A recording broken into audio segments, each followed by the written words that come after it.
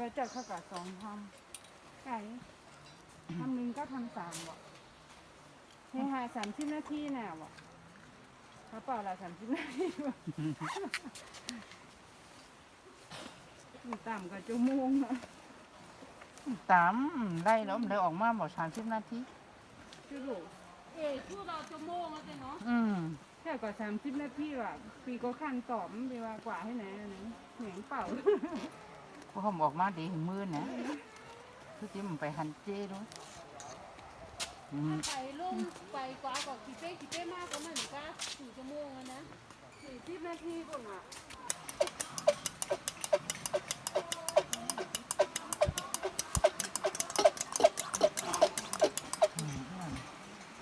เป็นไม้วันหน้าก่อน